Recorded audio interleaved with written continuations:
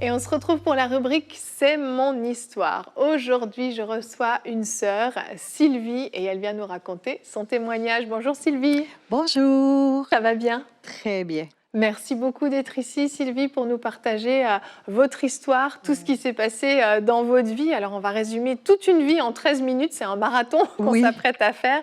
Vous allez nous raconter comment le Seigneur vous a vraiment guéri de troubles mentaux au niveau de la bipolarité. Vraiment un très beau témoignage.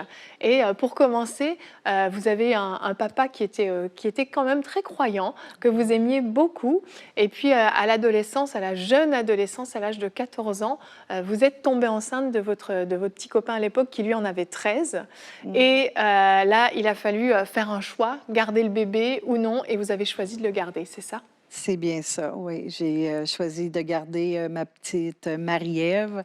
Et puis, c'est sûr que ça a été un moment difficile parce que j'aimais beaucoup le papa, mais lui ne désirait pas avoir un enfant. Fait que j'ai eu des moments difficiles, mais j'ai gardé le cap, puis j'ai mis ma grande fille au monde, Marie-Ève. Waouh, waouh. À l'âge de 15 ans, vous vous retrouvez avec ce tout petit bébé, là, tout frais. Et Oui, puis, bah, la vie commence avec ce petit bébé. oui. Et à un moment donné, vous commencez à avoir des symptômes vraiment de bipolarité. Qu'est-ce que c'est exactement pour ceux qui nous regardent? OK, des symptômes de bipolarité. Je dirais que quand on est dans une phase de manie, Mhm. qu'on appelle, euh, c'est un moment où ce que On se sent comme invincible, c'est ça? invincible. Oui, c'est Mhm. ça. C'est Mhm. comme rien n'est impossible. Je peux tout. Mm. Et puis le moment, il y a un autre moment qui suit après, Mhm.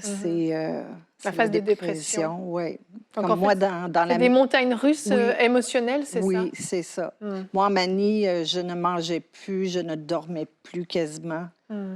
Je maigrissais, je maigrissais. Et ça a Puis, commencé donc à partir de quel âge les premiers ben, je symptômes? dirais 19 ans à peu près. 19 ans, ça a commencé. Ouais. Et puis là, vous êtes parti faire une thérapie dans un foyer, c'est ça? Dans une Une maison de maison. thérapie, là, Mhm. oui. Et puis là, qu'est-ce qui s'est passé?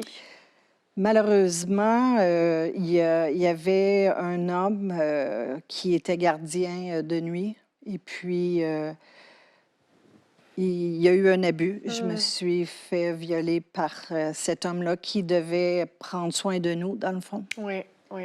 Alors, À l'âge de 19 ans, vous vivez ça. oui, Et là, ça vous met encore plus à oh terre. oui, vraiment, Mm. vraiment, ça a été un gros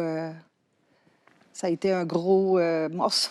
Oui, Ça a j'imagine. fait mal, oui, oui, J'imagine. oui, oui, Et là, vous retrouvez donc dans cet état-là, oui. avec ces problèmes de bipolarité qu'on n'arrive pas à vraiment soigner. On Non, va vous faire des électrochocs, oui, on va vous donner toutes sortes de traitements, de médicaments. Vous êtes avec votre bébé à ce moment-là aussi, bah, qui a grandi quand oui, même. oui, oui. Ben, j'ai ma fille avec moi, mais Mhm. j'ai le privilège d'avoir ma maman Mhm.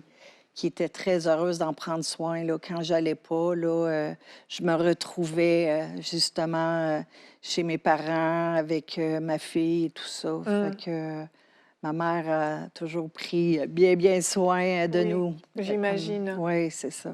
Et là, en fait, il y a beaucoup d'années qui vont s'écouler. Vous allez avoir un fils également.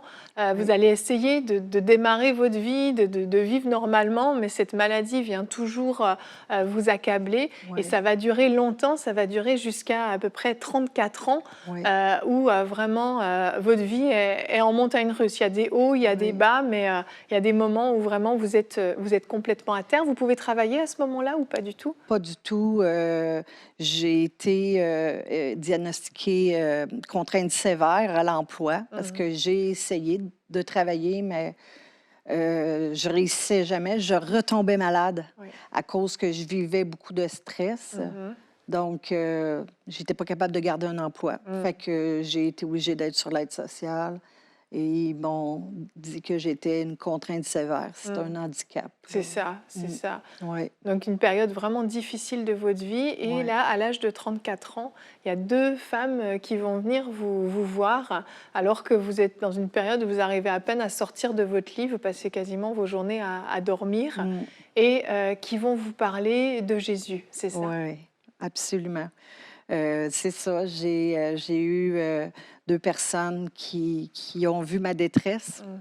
puis qui m'ont parlé de Jésus et ils m'ont invité à venir à l'église de Victoriaville qui s'appelle l'église Amour et Vie. Mm.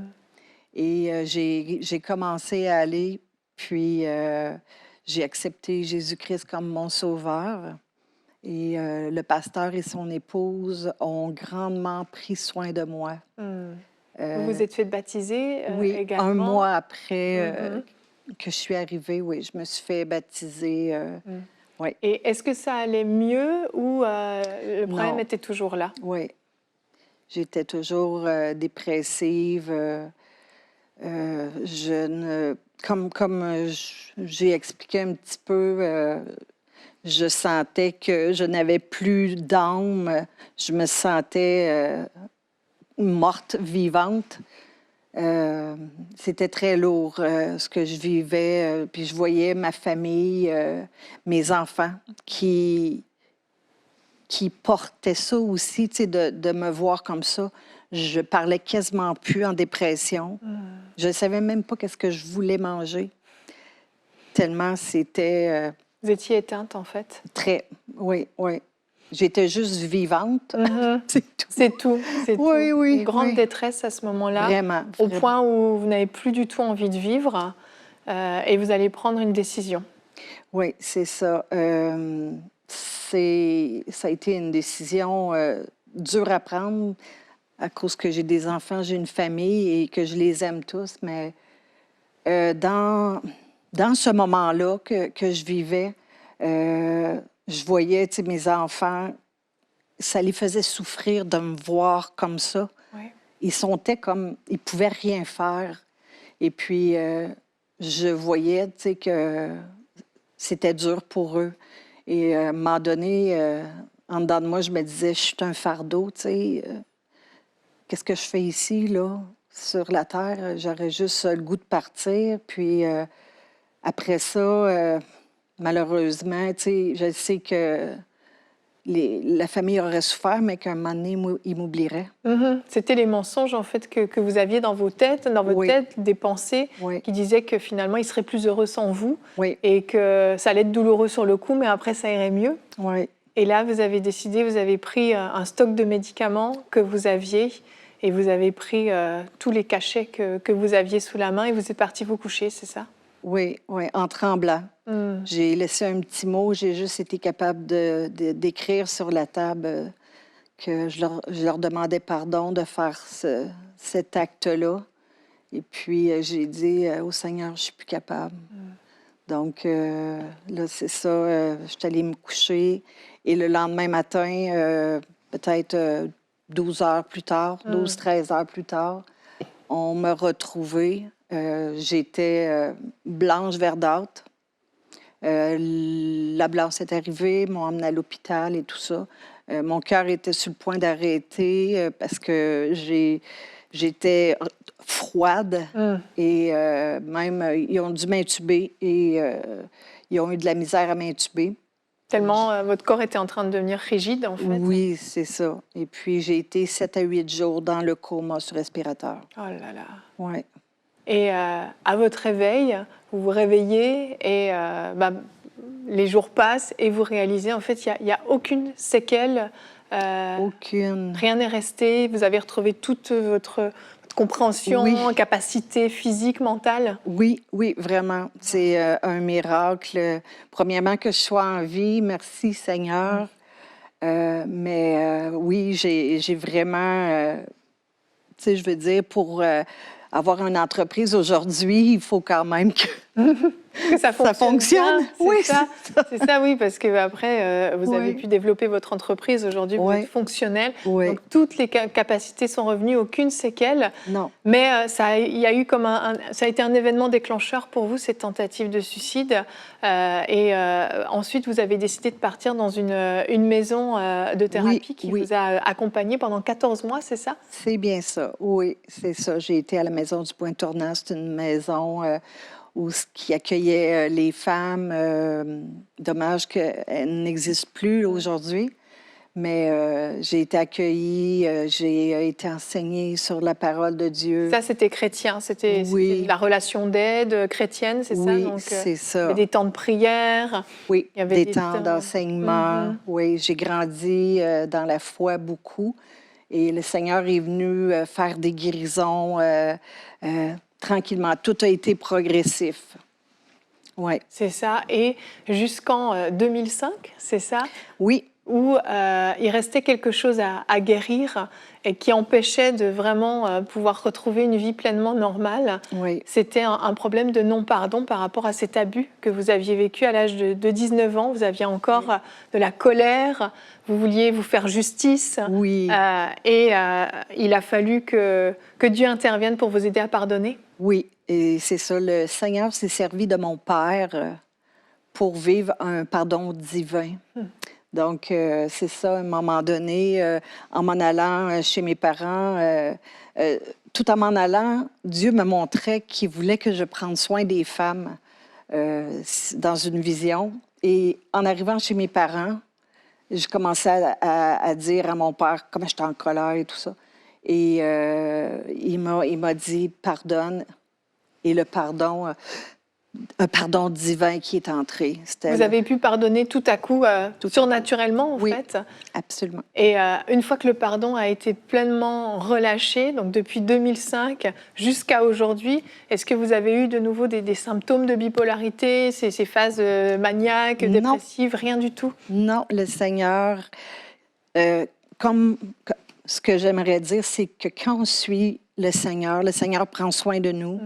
Et puis, il nous restaure, tu sais. Et puis, c'est sûr que j'ai le goût de dire à ceux qui sont dans la détresse, allez à Jésus, criez à lui, et puis il va vous aider, parce que c'est le seul Seigneur, le Sauveur qui peut guérir. Amen. Oui, oui. Vraiment, vraiment. Oui, il est le chemin, la vérité et la vie. Oui, c'est vrai, c'est vrai. Il l'a fait dans votre vie. Aujourd'hui, vous êtes mariés, ça fait 9 ans que vous êtes mariés et vous avez démarré une entreprise ensemble, justement. Donc, vous gérez une entreprise, vous qui n'aviez jamais pu travailler auparavant.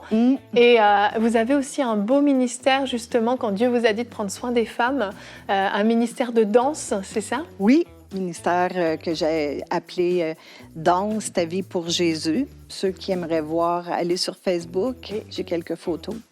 Et c'est ça. Des vidéos. Et vous accompagnez les femmes au travers de la danse. Ah oui. Wow. Merci beaucoup Sylvie d'être venue nous partager votre beau témoignage et on rend vraiment grâce à Dieu pour ce qu'il a fait dans votre vie. Amen. Ben, je rends gloire à Dieu. Merci.